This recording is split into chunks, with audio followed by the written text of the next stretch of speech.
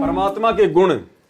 कबीर पो पाटी पगड़ा भया और जागी जिया जून, सब काहू को देत है चोंच समाना चून। मर्द गरद में मिल गए रावण से रणधीर, कंस केश चानूर से हिरणा कुश बलबीर। तेरी क्या बुनियाद है जीव जन्म धर लेत, गरीब दास हरि नाम बिना खाली रह जा खेत। कबीर साहिब से सब होत है बंदे से कुछ नाही, वो राई से पर्वत करे फिर पर्वत से राई। कबीर हरि के नाम बिना नारी कुतिया होए, गली गली भोकत फिरे टूक न डाले कोई। परमात्मा सर्व सुखदाता है, सर्व संकट मोचन हार है।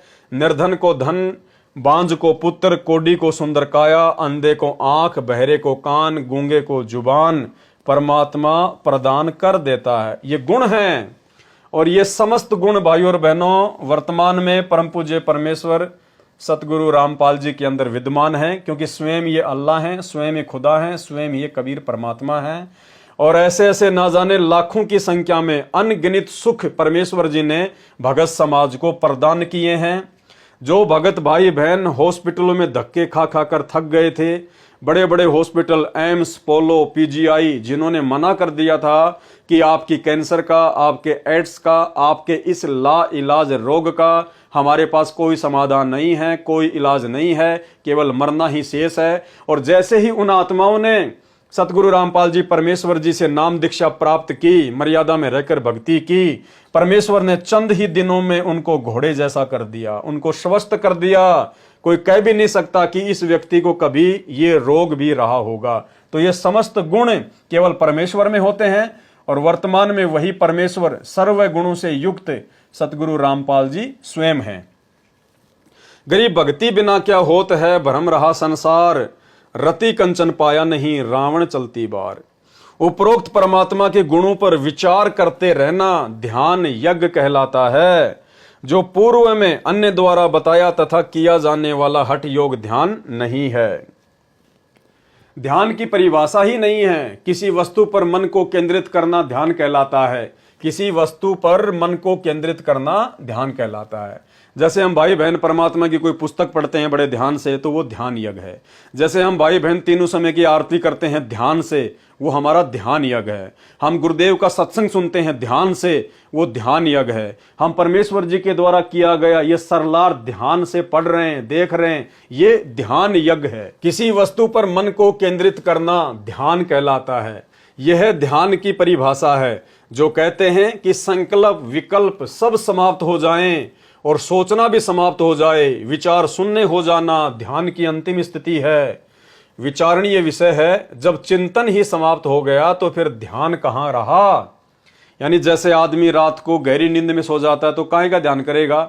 जब चिंतन ही समाप्त हो गया तो फिर ध्यान किस चीज का करेगा।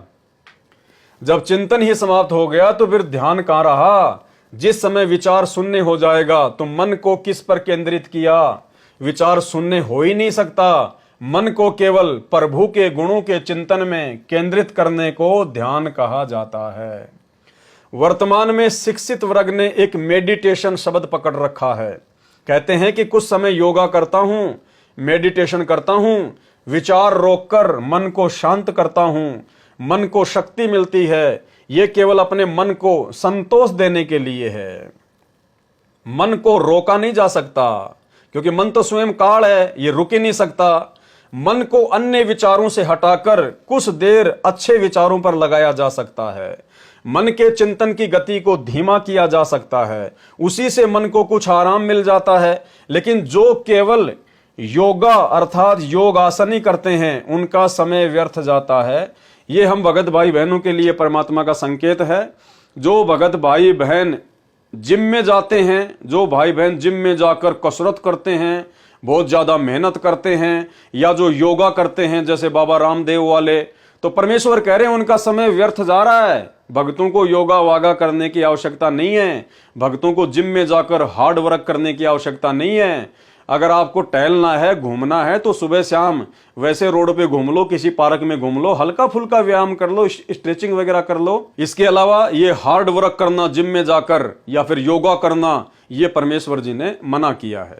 लेकिन जो केवल योगा आसन करते हैं उनका समय व्यर्थ जाता है, और जो परमात्मा के गुणों का चिंतन करते हैं उनको ध्यान यज्ञ का फल भी मिलता है और योग भी हो जाता है। यानी हम जो परमेश्वर जी का सुमरण करते हैं, बैठकर परमात्मा जी का सत्संग सुनते हैं, कहते हैं उसमें हमारा ध्यान भी और ज्ञान भी दोनों यज्ञ हो जाते हैं हमारे, और उसमें हमारा योग भी हो जाता है। यह कहना कि योगा में मेडिटेशन अर्थात ध्यान करके मन को रोकता हूं, यह भ्रम है, वह ध्यान भी व्यर्थ है। इसलिए गुरु से दीक्षा लेकर फिर परमात्मा के गुणों का चिंतन करना ही असल में ध्यान मेडिटेशन है। इसी में मानव जीवन की सफलता। जो गुरु बचन पे डट गए,